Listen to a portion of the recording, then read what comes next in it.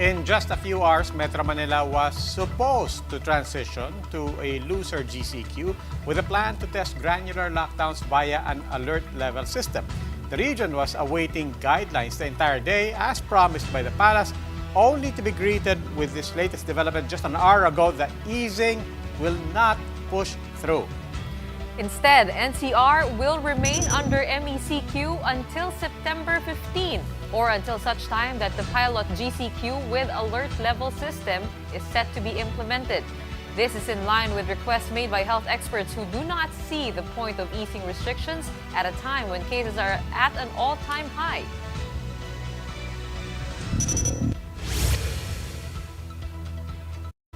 Good evening, I'm Gretchen Ho. And I'm Robbie Alampa. You're watching The Big Story.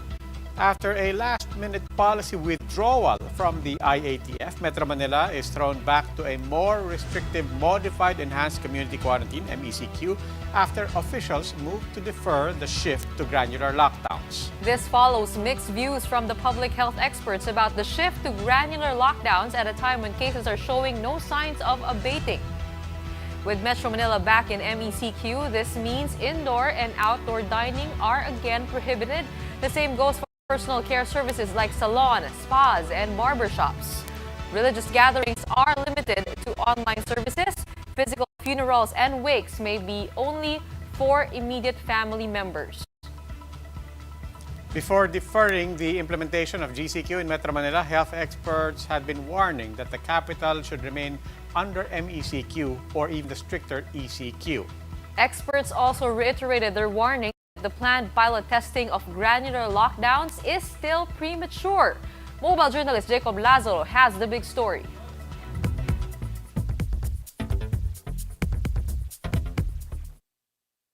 The palace has deferred the easing of quarantine restrictions to GCQ in Metro Manila, along with a planned pilot testing of alert level systems under the granular lockdown. Instead, MECQ will remain until September 15, much like what health experts have been calling for. However, spokesperson Harry Roque said the MECQ could be cut short if the IATF's approval of the GCQ with alert level systems comes first. But the Philippine College of Physicians is saying we should in fact be tightening restrictions to ECQ. I think that we need to really reach out to maybe the president, no, and even to the OH na sana reconsider yung decision nila to relax more the community quarantine. Limpin said the downgrade is ill-timed with COVID numbers spiking and ICU units nearing full capacity. Limpin said we should be extending the MECQ for another 2 weeks. A similar plea was earlier aired by the Octa Research Group. The Philippine Genome Center says 3 out of every 4 new cases are now caused by the more transmissible Delta variant. The health department also projects cases could reach 17 to 43,000 per day in NCR alone. Infectious diseases expert and vaccine expert panel head Dr. Jean Solante echoed Limpin's concern, saying a shift to granular lockdowns may be a badly timed experiment. I don't think a granular lockdown can be the solution at this point in time because of the enormous number of cases that you need to really put a stop in the mobility of people. Majority of hospitals in NCR are already at high risk or 70% occupancy, while 7 LGUs in the capital region are already at either critical or full capacity. But the DOH says the granular lockdowns could be more easily managed by authorities. We can actually put more effort in the areas na merong pagtaas ng kaso. And that allows people na hindi naman nanggagaling sa mga barangay na marami ang kaso to still go out and work, no? The World Health Organization is also backing granular lockdowns, but on the assumption that government has updated case information. Dr. De Guzman said with this strategy in place, daily cases in NCR could go down the lower end of their projection. That's 17,000 new cases per day in NCR alone. But that is still triple the current infection rates in NCR. That's around 5,000 new cases per day. I'm Jacob Lazaro and we are One News. To talk more about what this sudden change in guidelines in Metro Manila will mean for hospitals, we have with us Dr. Ronjin Solante. He is the head of the Adult Infectious Diseases and Tropical Medicine Department of the San Lazaro Hospital in Manila. Good evening, Dr. Solante. Good evening, Robbie.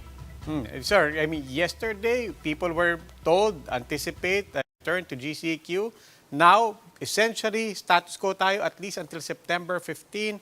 How are you receiving this news? Well, this is a good break for us. Not necessarily a break because we see this surge of cases has been going on since last week of July until now, and this is the longest surge of cases that we have experienced. Our ICUs are still full for almost 1 month and a half now, and healthcare workers are also getting sick.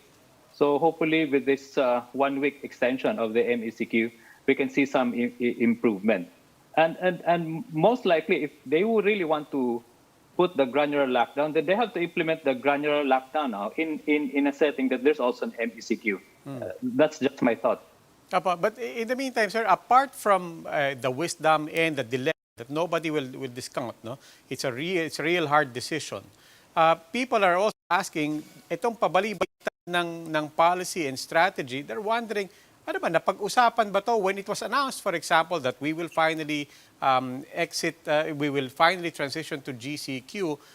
What was the discussion heading into that, and why is it so easy to then reverse that decision again? I think, again, this is my personal view.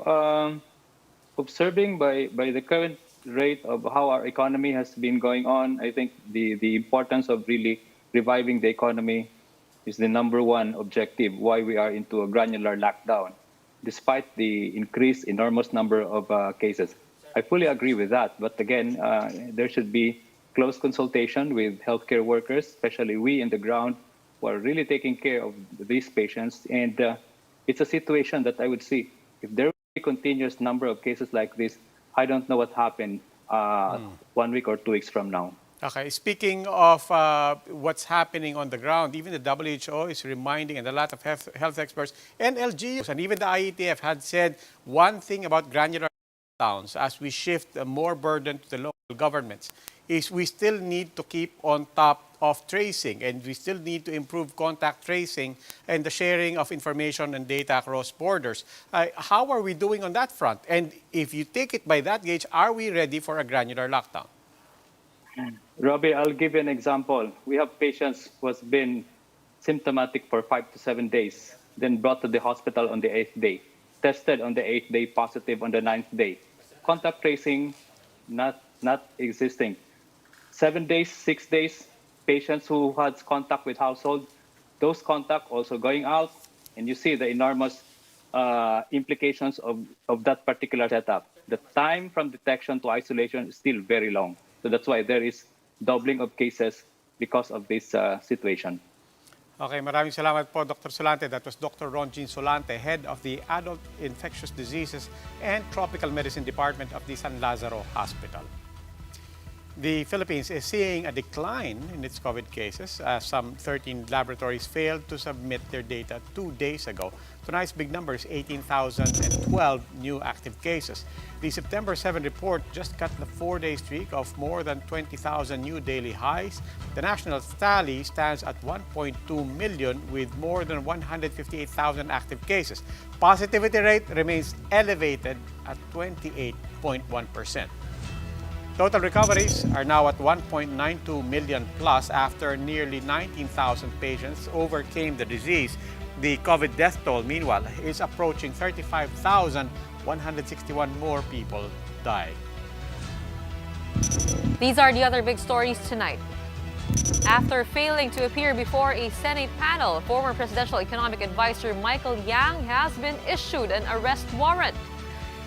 Signal number 2 is still up in several areas, even as Jolina weakens into a severe tropical storm. But Jolina is now joined by another disturbance. Severe tropical storm Kiko has just entered the country. And after a long wait, digital vaccine certificates have finally been rolled out, at least in Metro Manila and Baguio. These big stories after the break.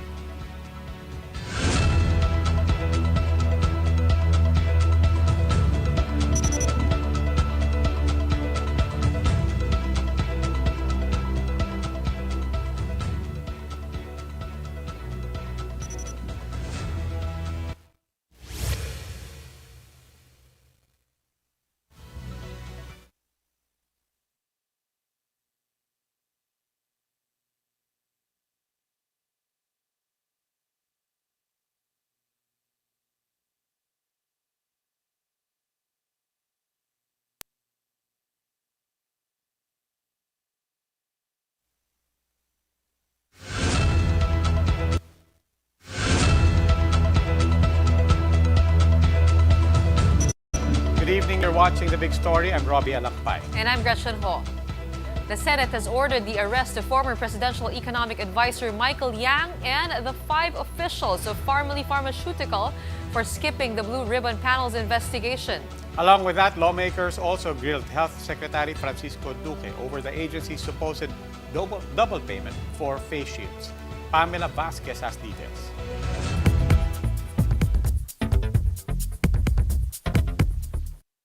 For failing to appear before the Senate Blue Ribbon Committee, warrants of arrest have been issued for the following Pharmaly executives: Michael Yang, who is the former economic advisor of President Duterte; Mohit Dargani, who supposedly left the country in August; Twinkle Dargani, Justin Garado, Lincoln Ong, and Crizelle Grace Mago. At the hearing, Director General Rodolfo Kimbo narrated how they went to his registered address in Forbes Park, but the driver who worked there claimed Yang did not live there. But senators had copy of the lease, which identified Yang as the main tenant. The lease was due to expire next year, and rent was millions of pesos a year. 500,000 a month, is that correct? Yes, Your Honor. About 500,000 a month. In other words, about 6 million a year. Yes, Your Honor. Meanwhile, Pharmaly Chairman and President Huang Chu-yen finally appeared before the committee. Huang, who lives in Singapore, said that he has been estranged from his father Huang Wenli since last year. Huang Wenli, also known as Tony Huang, is wanted in Taiwan for fraud and embezzlement. The younger Huang is allegedly wanted for stock manipulation, but he claimed that he has never served an arrest warrant by Taiwanese authorities and only found about it online. I've contacted the authorities with understanding of this since June. I've not received a reply as of today. During the hearing, senators also zeroed in on the purchase of millions of face shields from Pharmaly at 127 pesos per piece. Lawmakers questioned Health Secretary Francisco Duque III over why the DOH bought medical supplies from PSDBM when it already transferred 42 billion pesos for just that purpose. Di ba double payment yan? Nag-advance ka, tinransfer mo yung pera, tapos bibili ka uli, sarili mong pera ginamit. Yeah. It's a double payment. Paliwanag po yan, sir. And not only that, may commission na 4%. In total, Pharmaly bagged more than 8.7 billion pesos in contracts from the government, even though it had capital of less than 1 billion and was incorporated only in 2019. The Senate hearing on this continues on Friday, September 10. I'm Pamela Vasquez and we are One News. Despite the surge in COVID-19 infections, hundreds of PDPLaban members are set to gather in Pampanga tomorrow for their national convention. The CUSI-led faction will announce their slate for the 2022 elections. Energy Secretary Alfonso Cusi said around 400 members will attend the national convention at San Fernando, Pampanga, which is under GCQ.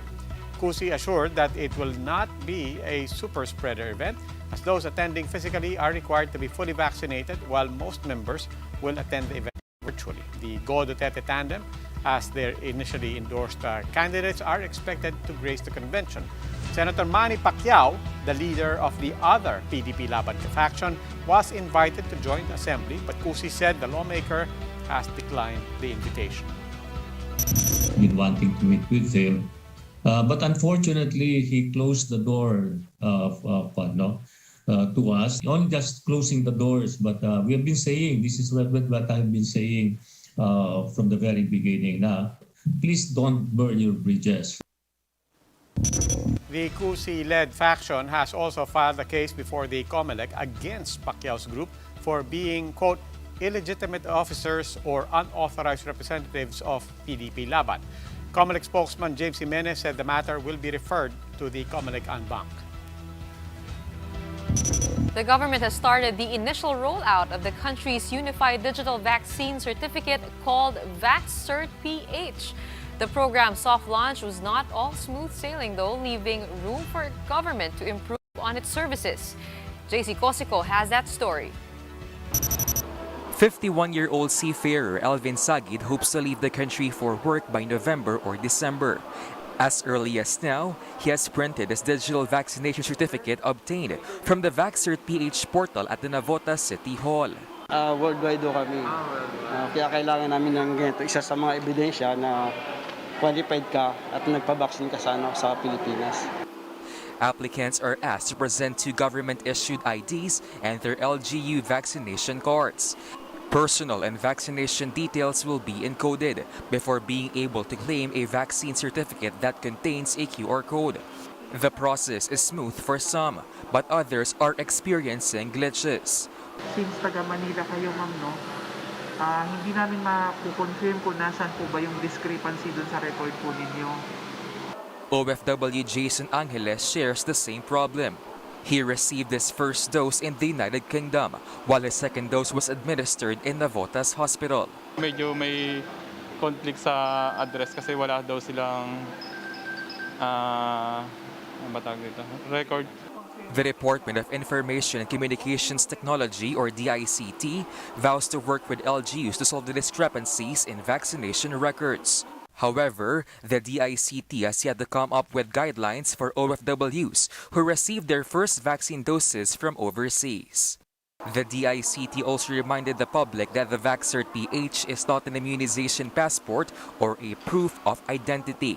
Ang taong may dala ng kanyang VaxCert ay kailangan pa ring magpakita ng pasaporte o di kaya ID para patunayan ang kanyang sariling identity. At sa ngayon, hindi po gagamitin ang VaxCert upang palitan ang yellow card na ini-issue ng BOQ para sa iba pang mga bakuna.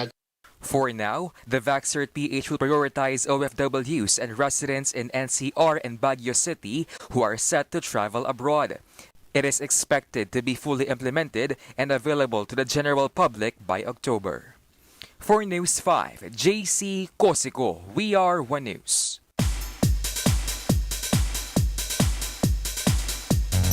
I have to know, are you joining Bling Empire? We don't know. Hart Evangelista just got TMZ. The Hollywood tabloid has spotted Hart shopping on Rodeo Drive in Beverly Hills, alongside Bling Empire star Kane Lim. There have been rumors about her joining the reality show after she was seen hanging out with its cast members. But Hart opted for an indirect answer. Is it confirmation that you're going to be on season 2 of Bling Empire? Well, whatever it is, this is for the Filipinos. So Hart has been in the United States since August for several projects, including a collaboration with Incubus frontman Brandon Boyd. But while living the life in the US, one thing has kept her furious: unsolicited comments urging her to get pregnant. She took to Twitter to address critics who don't know the real struggle. She had a miscarriage in 2018. She said she's already happy and grateful and does not need the unnecessary pressure. She also asked her followers to just be happy for people and lift each other up, as life is too damn short. Nick Garcia, We Are One News. Time for another quick break. When we return, Jolina might have weakened, but it's joined by another weather disturbance. Severe tropical storm Kiko enters the Philippine area of responsibility. The details after the break.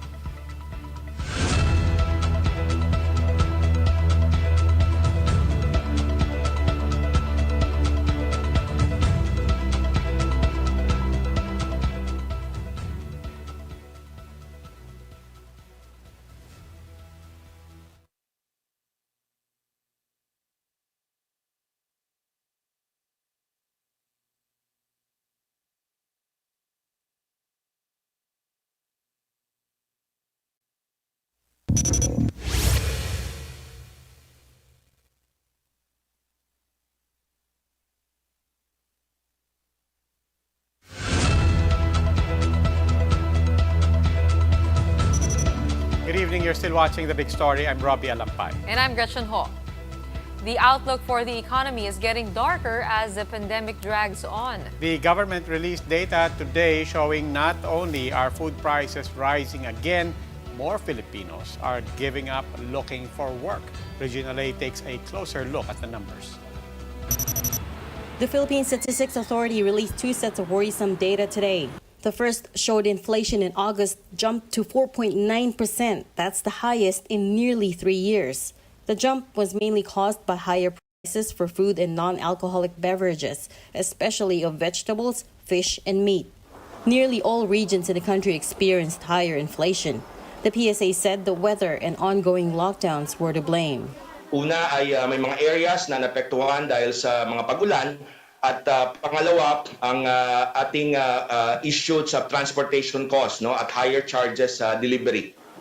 And that's why from September onwards, the Department of Agriculture will be importing some 60,000 metric tons of fish like galunggong, mackerel, and bonito. We're looking at bringing down prices to below 200. It's now hovering at 240 for local galunggong and Indian mackerel alumahan for 240. We'd like to see at least 120, 150, 180 below that because they'll be bringing in the imported fish at 88 wholesale prices, at least 88 or 90 pesos. Meanwhile, the second piece of data showed that the underemployment rate is at the highest since the pandemic began. Underemployment is when you already have a job, but you're still looking to add working hours or find a more high-skilled job to make ends meet. According to the PSA's labor force survey, almost 9 million people were considered underemployed in July. What the survey also showed is that after more than a year and a half of various lockdowns, many have given up looking for work altogether. This is measured through what's known as the labor force participation rate. Those surveyed say they just could not find good jobs. So mayroon talaga nagsabi na pagod sila, wala silang feeling nila, wala nang work na available. To summarize, what the latest data show us is food prices are rising just as more Filipinos have given up looking for work altogether. Regina Lay, One News. Here's one other thing that might affect prices for the month of September. A second storm entering the country after Typhoon Jolina weakened to a severe tropical storm. As of 5 p.m., Jolina was spotted 60 kilometers west-northwest of Masbate, packing winds of up to 100 kilometers per hour and gusts of up to 125 kilometers per hour. Pag-asa expects Jolina to traverse the Sibuyan Sea over the next 12 hours before making landfall near Marinduque and southern Quezon area tomorrow morning. Areas under signal number 2 include portions of Quezon, Rizal, Laguna, Batangas, Oriental Mindoro, Masbate, Camarines Sur, and Camarines Norte. Meanwhile, the areas being flashed on your screens, including Metro Manila, remain under signal number 1. Pag-asa also announced that severe tropical storm Kiko has entered the Philippine area of responsibility. It is the 11th storm to have entered the Philippines. Kiko is moving west-northwest.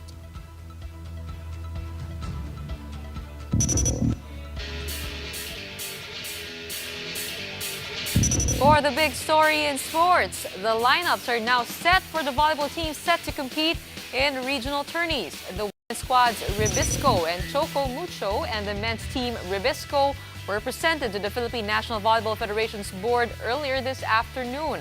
The men's team Ribisco will be led by John Vic de Guzman. Other key players from the 2019 Southeast Asian Games men's volleyball team will also be part of the lineup. Meanwhile, Abby Maraño will lead the women's Ribisco team with several familiar faces and newcomers joining the lineup. And for the women's Choco Mucho team, Iris Tolenada will be leading another stacked roster, which includes some national team mainstays over the past years. The shuffling of available teams continues in the 2021 PBA Philippine Cup as the league released its schedule for the upcoming week. The third-ranked Magnolia Hotshots will start the game day tomorrow at 12:30 p.m. as they attempt to stave off the red-hot NLEX Road Warriors. For the second game, it's a showdown between two title contenders as the TNT Tropang Giga looks to extend its 6-game win streak against the San Miguel Beermen at 3 p.m. Lastly, the slumping defending conference champions Barangay Ginebra will try to bounce back as they face the Rain or Shine Elasto Painters at 6 p.m.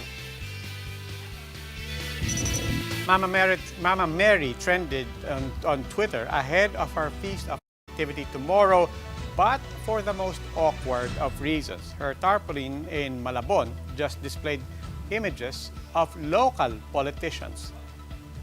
TikTok famous father Fiel Pareja first brought attention to the matter.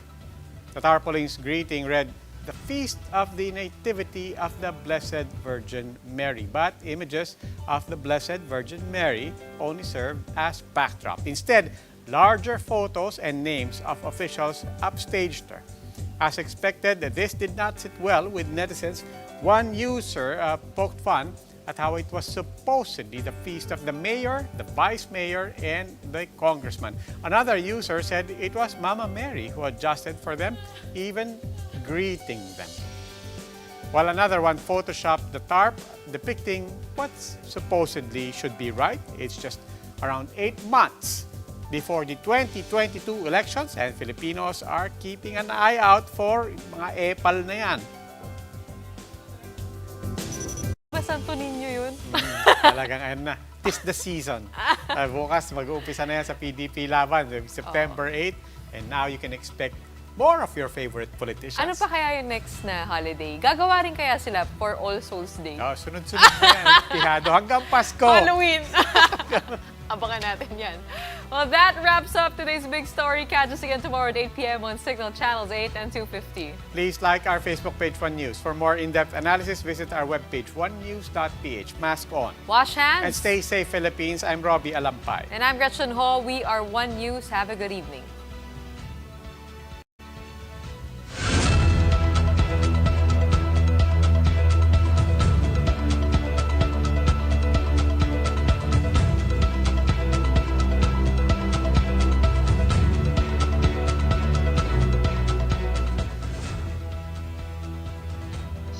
Biyahe from Iloilo to Dumangkas. Dati kasi siguro mga early 90s pa ako huli nakapunta ilang oras pa yung biyahe.